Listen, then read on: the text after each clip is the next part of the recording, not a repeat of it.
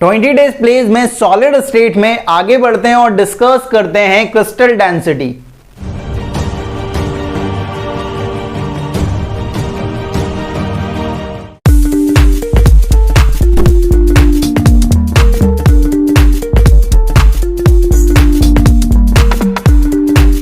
Hello everyone, कैसे हैं आप? दिस इज केमिस्ट्री बाबा। वेलकम टू केमिस्ट्री अड्डा। एक ऐसा प्लेटफॉर्म जहां पर आप केमिस्ट्री को फील करते हैं। अपन सॉलिड स्टेट में कई सारी चीजें देख चुके हैं। अब जो नेक्स्ट टॉपिक हमारे पास आ रहा है वो है क्रिस्टल डेंसिटी। क्रिस्टल डेंसिटी से चांसेस बनते हैं कि आपके बोर्ड 2021 में क्वेश्चन पूछा जाए। अब बात करते हैं सबसे पहले कि क्रिस्टल डेंसिटी होती क्या है, मतलब जो आपका क्रिस्टल है उसकी डेंसिटी क्या है। और डेंसिटी आप जानते हो, डेंसिटी क्या हो जाएगी? D equal to mass of unit cell, mass of unit cell upon volume of unit cell, mass of unit cell upon volume of unit cell. अपन मान लेते हैं कि एक यूनिट सेल में जो एटम है उनका नंबर कितना है? Z। ठीक है, Z into mass of an atom, एक एटम का मास, ठीक है, upon volume of unit cell, upon volume of unit cell. इस चीज को समझना कि बेसिकली ये मैंने लिख कैसे दिया कि यूनिट सेल का मास क्या होगा, जितना यूनिट सेल में जितने एटम होंगे उनका जो मास होगा वही तो यूनिट सेल का मास होगा भाई। ठीक है, मान लेते हैं कि एक यूनिट सेल में कितने एटम हैं? Z, और एक एटम का मास मल्टीप्लाई कर दो तो टोटल जितने भी एटम है उनका मास आ जाएगा भाई। ठीक है, जैसे कि हमारे यूनिट सेल में 4 एटम होते हैं। ठीक है, हमारे FCC है, face centred cubic unit cell, उसमें कितने एटम होते हैं यूनिट सेल में? 4 होते हैं। 4 into mass of an atom upon volume of unit cell. अब बात ही आती है कि एक एटम का मास किस तरह से निकालते। तो अगर थोड़ा बचपन में जाएं, बचपन मतलब क्लास 11th में जाएं, तो आपने कुछ डेफिनेशन पढ़ी थी एटॉमिक मास की, मॉलिक्यूलर मास की।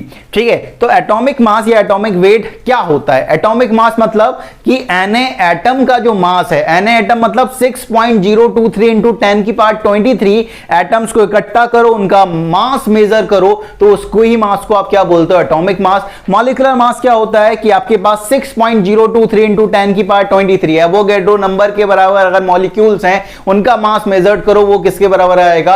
मॉलिक्यूलर मास के बराबर आएगा। तो अपन एक चीज जानते हैं कि जो Na एटम होते हैं, जो आपके पास Na एटम होते हैं, Na एटम का मतलब क्या? 6.023 इंटू 10 की पावर 23 एटम जो होते हैं उनका जो मास होता है वो किसके बराबर होता है? एटॉमिक मास के बराबर होता है। तो एक एटम जो रहेगा भाई उसका मास कितना होगा?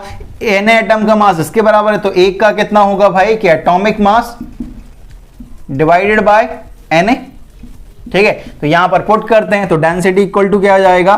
Z इंटू यहां पर atomic mass upon Na into यहां पर volume of unit cell, cube होने वाला है तो A क्यूब। तो ये आपके पास डेंसिटी का एक फॉर्मूला निकल जाएगा, Z into atomic mass divided by Na into A cube. A cube है भाई, 9 का क्यूब मत समझ लेना ये। ठीक है, A क्यूब है। ठीक है, आप जानते हो कि क्यूबिक यूनिट सेल का जो वॉल्यूम होता है वो किसके बराबर होता है? A क्यूब के बराबर होता है। और Z याद रखना है, Z क्या होता है? Number of atom in unit cell, number of atom in unit cell. Unit cell में कितना एटम है वो Z है। ठीक है, और Na का मतलब होता है 6.023 इंटू 10 की पावर 23। ठीक है, तो इसे आप याद रख सकते हैं डेंसिटी का फॉर्मूला। अब डेंसिटी से क्या क्वेश्चन बनता है अपन देखने वाले हैं, क्योंकि डेंसिटी से चांसेस बनते हैं दोस्त कि वहां से क्वेश्चन पूछा जाए। अब बात करते हैं कि डेंसिटी से क्या क्वेश्चन बनने वाला है। डेंसिटी से याद सबसे पहला क्वेश्चन हमारे पास कुछ इस तरह से आता है, the effective radius of iron atom is 1.42 angstrom, it has FCC structure, calculate is density. कि आपकी जो इफेक्टिव रेडियस है आयरन एटम की वो कितनी बताई गई है? 1.42 एंगस्ट्रॉम, उसका FCC स्ट्रक्चर है। ठीक है, तो आपको उसकी डेंसिटी निकालना है कि उसकी डेंसिटी क्या होने वाली है। अब डेंसिटी का फॉर्मूला तो आप जानते हो कि Z into atomic mass divided by Na into A cube. ठीक है, अब Z की बात करते हैं। Z क्या होता है? Number of atom in unit cell. FCC में कहां पर एटम होते हैं? Corner plus face centre. Corner पर 8, कंट्रीब्यूशन 1/8, तो कॉर्नर पर एक एटम होगा, फेस सेंटर पर कितने एटम होते हैं? 6, कंट्रीब्यूशन 1/2, मतलब 3 एटम फेस सेंटर पर होंगे। तो टोटल एटम यूनिट सेल में कितने होने वाले हैं? कॉर्नर पर 1, फेस सेंटर पर 3, दोनों को मिला दोगे तो 4 एटम यूनिट सेल के अंदर होने वाले हैं face centre cubic unit cell में। तो Z की वैल्यू क्या आने वाली है? 4 होने वाली है। अगर किसी को याद नहीं है तो उस टेबल पर जाकर देखे, आपको मिल जाएगा। तो Z की वैल्यू तो 4 होने वाली है। एटॉमिक मास, इंपॉर्टेंट बात है, एटॉमिक मास की जो आपका आयरन होता है उसका एटॉमिक मास कितना होता है? 56। क्या होता है भाई? 56 अपॉन Na की वैल्यू पुट करी 0.66.023 इंटू 10 की पावर 23। अब बात आती है ए क्यूब की, कि ए क्यूब कैसे पुट करेंगे। अब यार यहां देखो, यहां तो हमें रेडियस गिवन है, हमें तो ए क्यूब निकालना है। अब यहां पर थोड़ा सा सोचते हैं, हमें एफसीसी स्ट्रक्चर गिवन है और एफसीसी स्ट्रक्चर में आप ए और आर के बीच में रिलेशन जानते हो, क्या होता है? फॉर एफसीसी स्ट्रक्चर आप जानते हो, फॉर एफसीसी स्ट्रक्चर आप ऐसा लिख सकते हो कि a√2 इक्वल टू क्या? 4r। ठीक है, अब a√2 इक्वल टू 4, r की वैल्यू कितनी है? 1.42।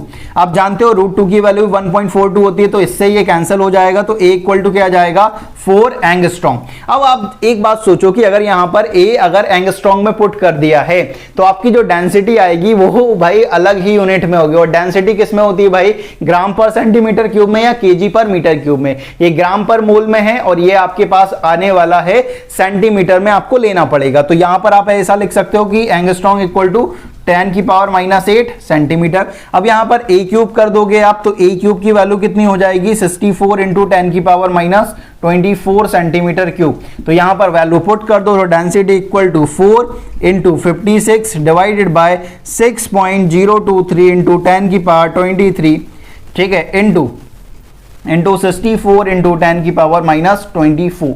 ठीक है, अब आपको थोड़ा सा अप्रोक्स करके सॉल्व करना पड़ेगा इसे, और जब आप अप्रोक्स करके सॉल्व करोगे तो इसकी यूनिट, इसका जो वैल्यू आएगा वो आएगा 5.1 ग्राम पर सेंटीमीटर क्यूब। ठीक है, इसकी जो एक्चुअल आएगा आंसर वो कितना आएगा? 5.1 ग्राम पर सेंटीमीटर क्यूब। तो बेसिकली इस तरह से आपको निकालना है, डेंसिटी का फॉर्मूला अप्लाई करना है और ए आर के बीच में रिलेशन अप्लाई करना है। और यहां पर एंगस्ट्रॉम में आया उसे सेंटीमीटर में करना है, क्योंकि ग्राम पर सेंटीमीटर क्यूब में आपकी डेंसिटी होती है। आपसे बस यहां पर जो खेलेगा वो यूनिट के साथ खेलेगा भाई। ठीक है, और यूनिट अगर आपको पहचानना आ गया तो आप रफ्तार में इन क्वेश्चन को सॉल्व कर सकते हैं। तो पहला क्वेश्चन डेंसिटी से कुछ इस तरह का बनने वाला है। चलिए देखते हैं कि हमारे पास जो सेकंड क्वेश्चन आने वाला है डेंसिटी से वो किस तरह का बनने वाला है।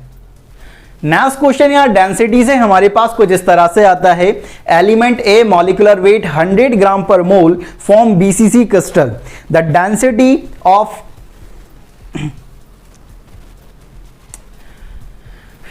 नेक्स्ट क्वेश्चन यार डेंसिटी से हमारे पास कुछ इस तरह से आता है। Element A molecular weight 100 gram per mole has BCC crystal. The density at 20 degree Celsius is 10 gram per centimeter cube and the distance between two nearest atom will be।